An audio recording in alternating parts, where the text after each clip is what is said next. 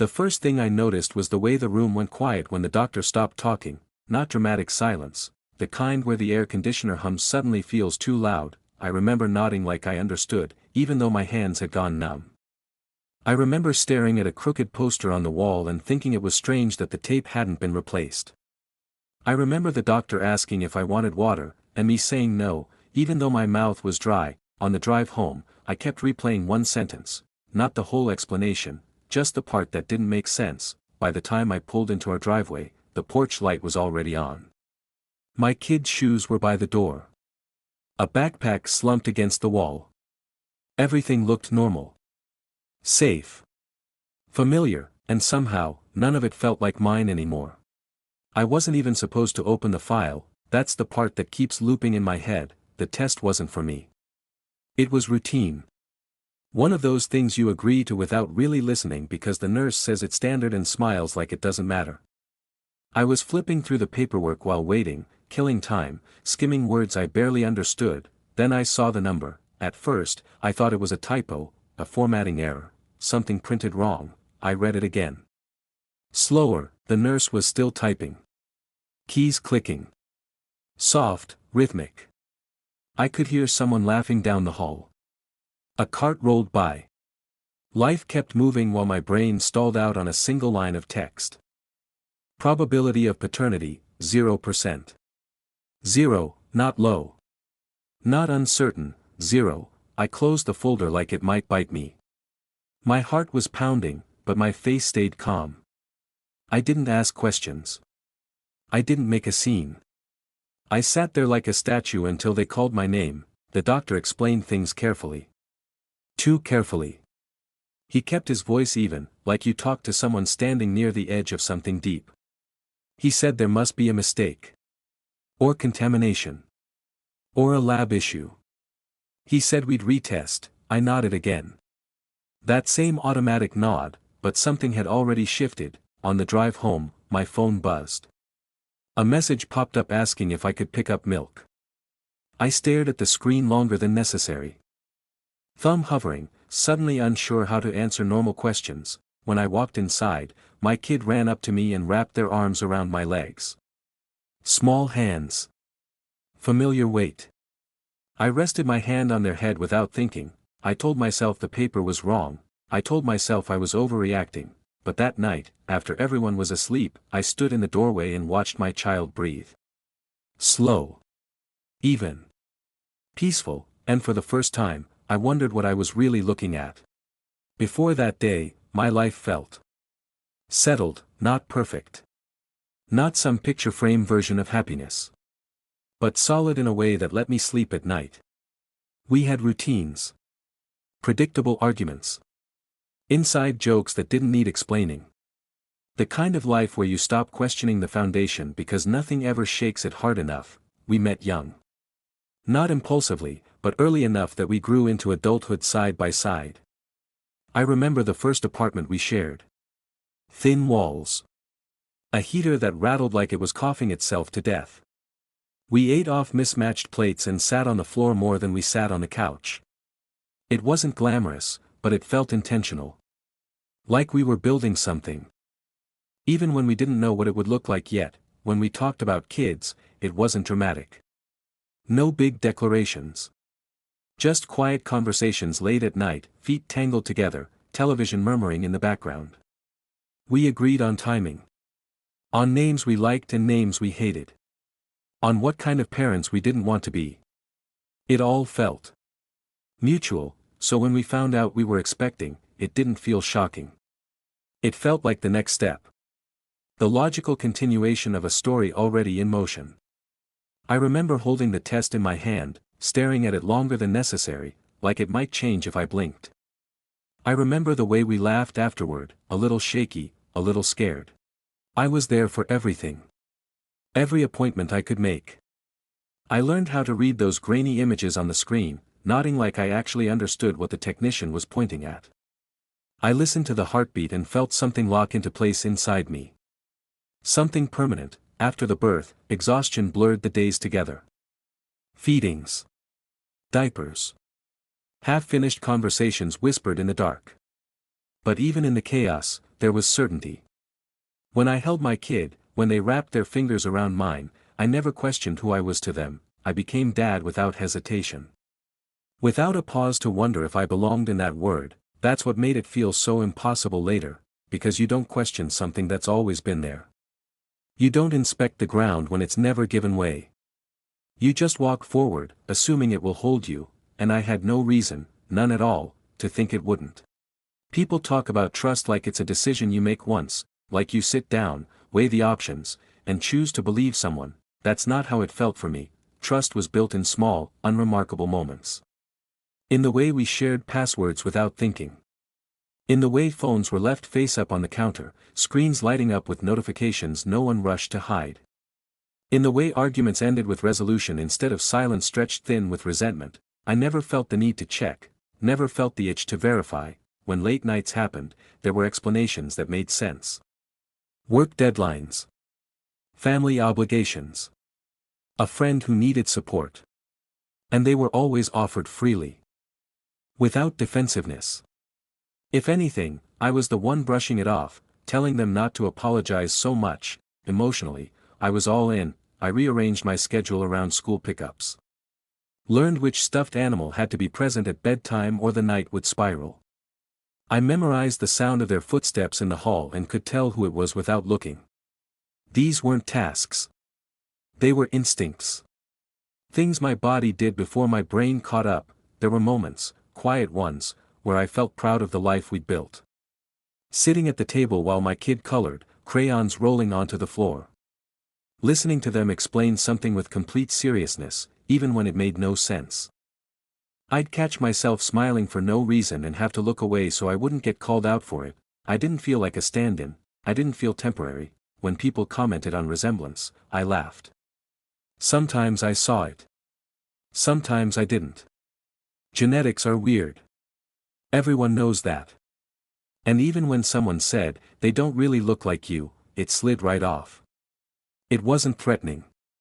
It didn't register as doubt. Because fatherhood, to me, wasn't about mirrors, it was about presence. About showing up when you were tired. About knowing which scraped knee needed a bandage and which just needed a hug. About being the voice they listened for in a crowded room. I never questioned paternity because there was no emotional space for the question to exist. Doubt needs room to grow, and I had filled every corner of that space with certainty. That's why, when the paper said what it said, my first instinct wasn't anger, it was confusion, because nothing in my life matched what that number implied, and somewhere deep down, I was already bracing myself for the idea that if something didn't make sense, it had to be my fault for not seeing it sooner. After that appointment, I started noticing things I'd never catalogued before, not because they were new, but because my brain had quietly changed the way it sorted information. It began with conversations that felt off. Not wrong. Just slightly misaligned, like we were talking past each other by half a step. I'd mention something small, an upcoming school event, a form that needed signing, and get a delayed response. A pause too long to be natural. Eyes flicking away before answering. I told myself I was imagining it. Stress does that. Once doubt enters, it looks for patterns. I'd heard that before. So I fought it. I focused on normalcy. On the rhythm of our days. But the rhythm felt uneven now. Like a song played at the wrong speed. There were practical things too. Paperwork that didn't line up the way I remembered. Dates that felt slightly off when I tried to place them in my head. Nothing glaring. Just enough to make me stop mid-thought and frown. I started replaying memories without meaning to, pregnancy timelines. Appointments I missed because of work. That one stretch of weeks where everything felt rushed and chaotic and we barely slept. I tried to anchor events to each other, building a mental calendar that refused to sit still. At night, I'd lie awake listening to the house settle. Pipes clicking. A car passing outside. I'd stare at the ceiling and think, if this isn't true, why does it exist at all? I didn't confront anyone. Not yet. I wasn't ready to speak the thought out loud. Saying it felt like giving it weight. Like once it was real, I wouldn't be able to put it back. Instead, I watched. I noticed how quickly the subject changed if I mentioned the test. How reassurance came a little too fast, like it had been rehearsed. I noticed how my own questions sounded strange in my mouth, like they didn't belong to me. One evening, I caught my reflection in the kitchen window while washing dishes. The light was off behind me, my face hovering in the dark glass. I looked older. More tired. Like someone who'd missed a step and was still waiting to land. Nothing had exploded, no arguments. No accusations, but hairline cracks don't announce themselves. They spread quietly, following stress points you didn't even know were there, and every day I didn't address it, the silence grew heavier, because deep down, I knew I wasn't just afraid of what I might find out, I was afraid of what it would mean if the life I trusted had been built on something I never understood in the first place. Once you start looking for answers, your brain gets careless, it stops asking if something matters and jumps straight to how it fits the story you're building. I didn't realize that at first. I thought I was being careful. Objective. But suspicion has a way of dressing itself up as logic. I noticed the phone more, not in an obvious way. I didn't grab it or scroll or snoop. I just clocked things. How it was angled on the table. How notifications were glanced at, then dismissed. How it sometimes disappeared into another room during calls that used to happen right in front of me. None of that meant anything on its own. I knew that. I told myself that. But my mind started connecting dots that hadn't asked to be connected. There were stories I'd heard 100 times that suddenly felt flexible. Not lies. Just narratives with room for interpretation. A work trip that now seemed longer in my memory than it had been at the time. A weekend I'd been distracted, exhausted, barely present. I kept wondering what I might have missed because I wasn't paying attention. The worst part was how reasonable it all sounded in my head. I'd think, people don't cheat because they're evil. They cheat because life gets messy, because routine's dull. Because loneliness creeps in quietly. Because someone listens at the wrong moment. I hated myself for how easily I could imagine it. I started comparing faces without meaning to. Studying angles. Smiles. The way my kid's nose crinkled when they laughed. I'd catch myself doing it and feel sick, like I was betraying something sacred. There was one night I almost said something. We were sitting on opposite ends of the couch, the TV murmuring between us. My knee bounced without me noticing. I opened my mouth, then closed it again. The words felt sharp, dangerous. Once spoken, they wouldn't come back. Instead, I asked something casual. About an old coworker. A name I hadn't heard in years. The answer came easily. Too easily. No hesitation. No defensiveness. It should have calmed me. But it didn't, because by then, I wasn't looking for the truth anymore, I was looking for confirmation, and every neutral detail started leaning the wrong way. Every unanswered question felt intentional. Every gap in my memory felt like evidence of something I'd been foolish not to see. I went to bed that night with my back turned, staring at the wall, heart pounding in a quiet room that suddenly felt crowded with thoughts. I didn't know it yet, but I was already chasing the wrong explanation, and the further I went, the harder it would be to turn back. A week later, we went to the genetic counselor for a retest. I told myself it was just to calm my anxiety. To see numbers that made sense. To confirm that my world hadn't crumbled overnight. The lab had mixed something up the first time, they said. Contamination. Human error. Nothing more. They promised the new results would be definitive. When the counselor finally spoke, she smiled gently. This time, the results confirm it. You are the biological father. Relief hit like a physical weight lifting off my chest. My muscles unclenched. I laughed, a short, hollow laugh at first, then longer as the tension leaked out. I wanted to tell my kid, my partner, the universe. Everything was fine. Nothing was broken. For a few days, I let myself believe it. I returned to normal routines, even overcompensating with extra hugs and bedtime stories. I caught myself thinking about how lucky I was to have a healthy child, to have a partner who had been by my side all this time, and yet. Something lingered.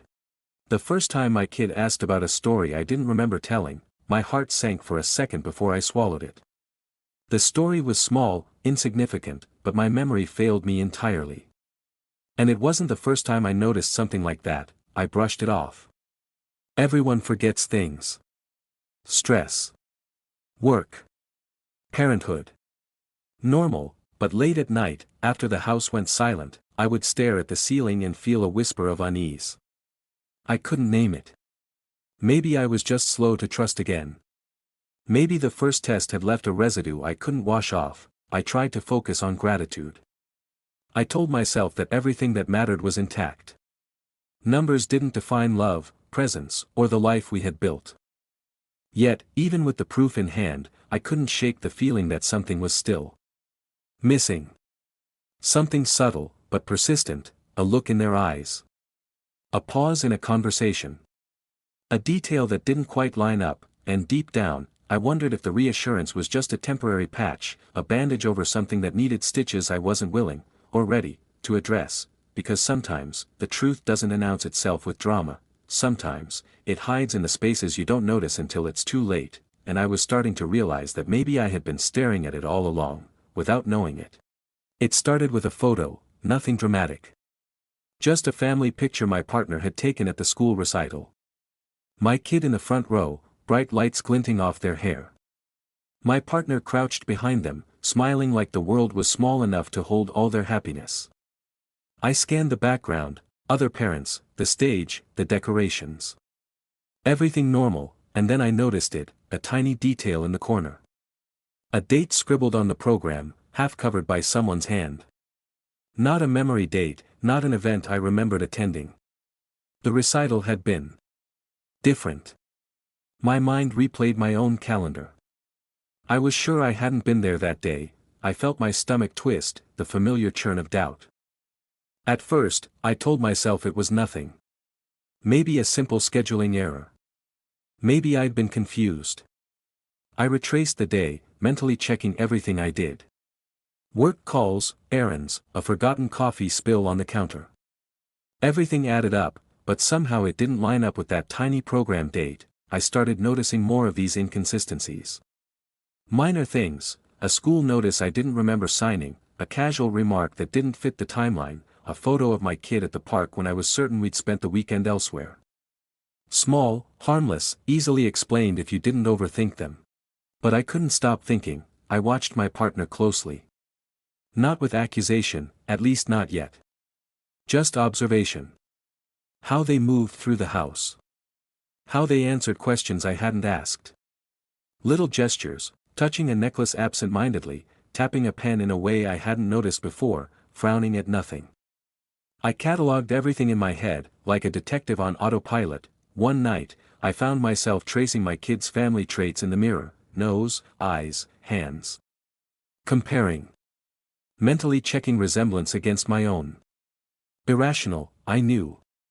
But the doubt had become a background hum I couldn't turn off. I wanted to speak, to ask a single question and shatter the tension. But I hesitated. Because speaking it aloud meant giving it reality. And if reality was already fractured, what would remain afterward? Instead, I went to bed with my mind racing. I listened to my kids breathing from the next room, even slower than usual that night. Peaceful. Normal. But my chest felt tight, my thoughts crowded with uncertainty, and the worst part, I couldn't even tell myself why I felt it. There was no betrayal I could name, no act of deception I had witnessed. Just a series of tiny, quiet details that refused to settle neatly into the story I thought I understood. The detail wouldn't stay quiet, and I realized, with a sinking certainty, that even the proof of paternity, everything I had clung to, might not be the final answer. The cracks were widening, and I had no idea how deep they went. I wasn't looking for the truth, not really. I told myself I was trying to be careful, to notice patterns, to understand the little inconsistencies. But the truth has a way of finding you when you're not ready. It arrives in ordinary moments, disguised as nothing, an overheard conversation, a forgotten file, a glance too quick to register. It started with a call from the pediatrician's office. Routine checkup reminder. Nothing urgent. But when I asked about the last set of records, the nurse hesitated. A pause long enough to make my stomach knot. Then she said, "Actually, there's something unusual in the file. You might want to clarify it with the lab first." Clarify it. That's a neutral word. Soft and professional. But my chest tightened as if someone had slammed the brakes on a downhill road. My hands went clammy, and I realized I was gripping the phone like it could hold me upright. The lab wasn't hiding anything. They were confused. Curious. They asked if I could confirm the parental history because the genetic markers didn't match the usual pattern. I nodded along, my voice steady, but my brain was racing. Every reassurance I had clung to, the retest, the counselor, the smiles, felt suddenly fragile. I didn't sleep that night. I went into my kids' room, watched them twist under the covers, the light from the street lamp drawing stripes across the walls. I touched their hair without thinking. Tracing a shape that felt familiar, yet somehow distant, I started combing through old records, appointments, even photos. Dates I'd memorized began to blur. Patterns I thought I understood slipped through my fingers. I realized that something had been hiding in plain sight all along. Something subtle, so ordinary that I hadn't seen it until I needed to. And then the counselor called me back. The voice was gentle, calm, but firm. She asked if I'd considered the possibility that the child might not be biologically mine. I froze mid-step in the kitchen, the phone pressed to my ear, listening to words I never thought I would hear. No, I said finally. My throat felt thick. That can't be. There's been no, she cut me off softly. It's not about infidelity. It's not about betrayal. But the markers are clear. You're not the biological father.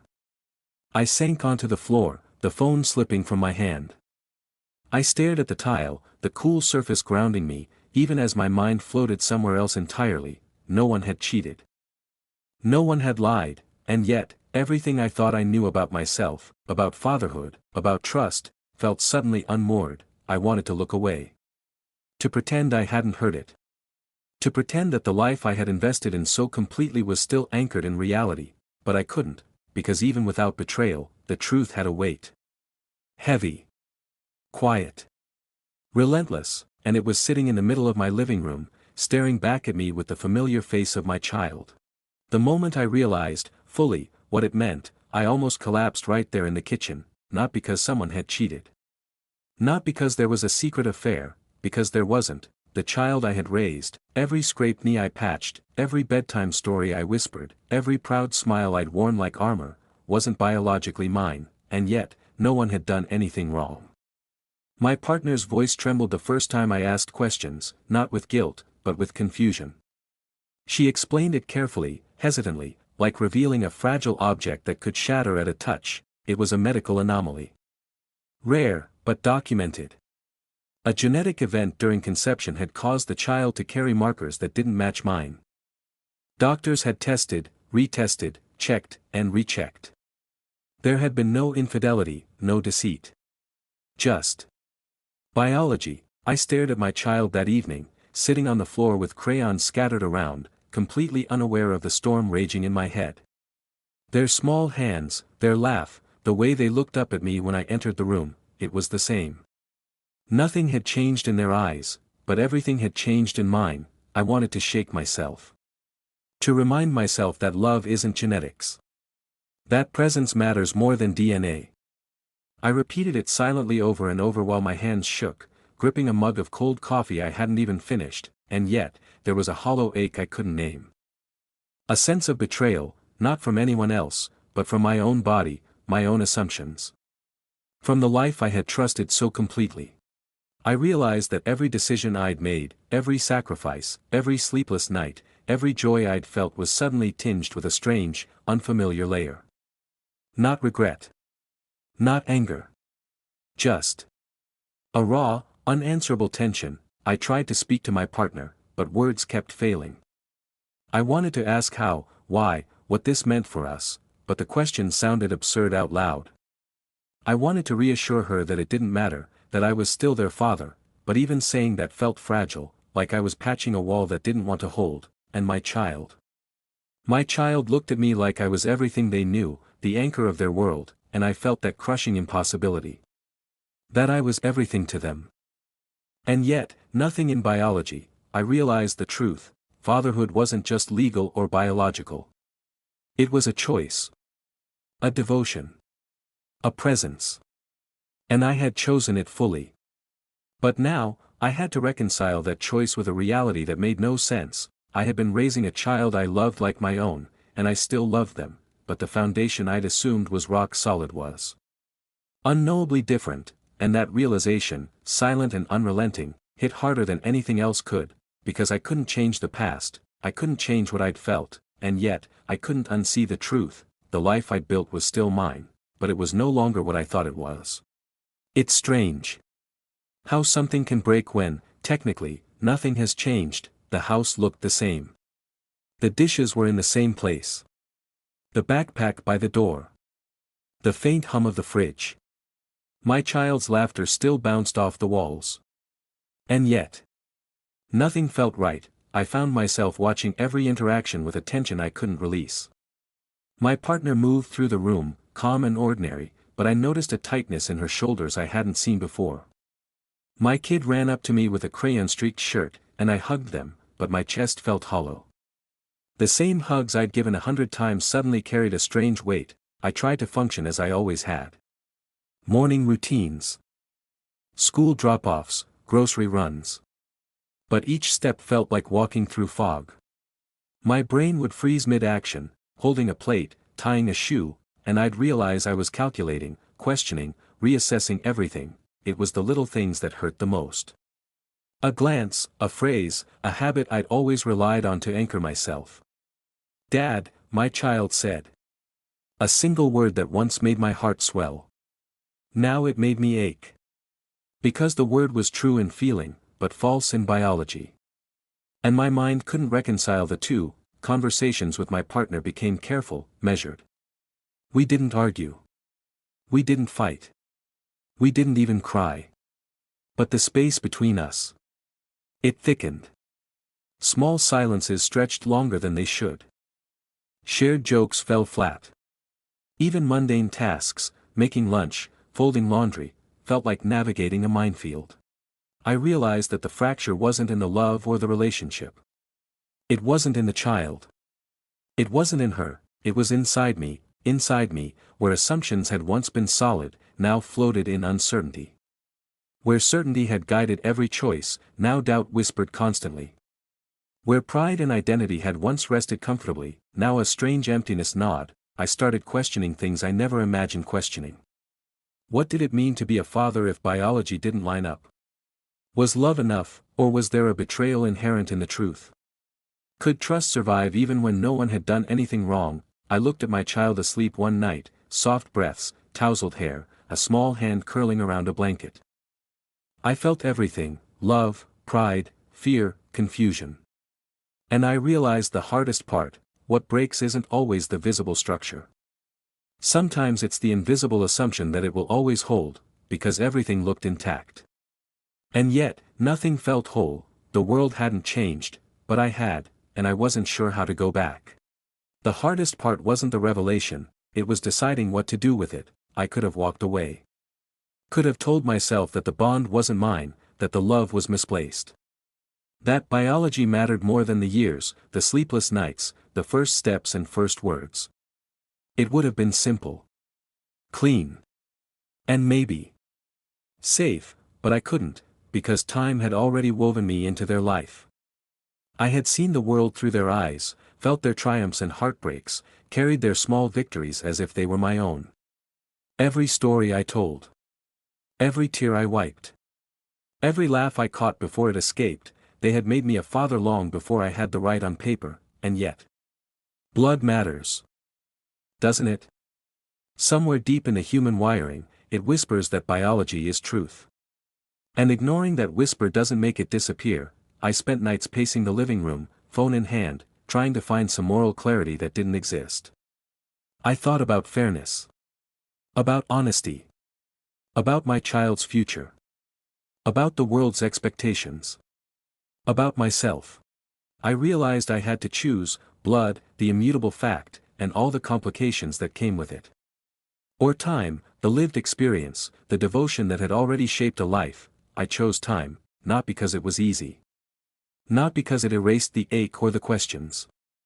But because walking away would have broken something that mattered far more than genes, and so, I stayed, present.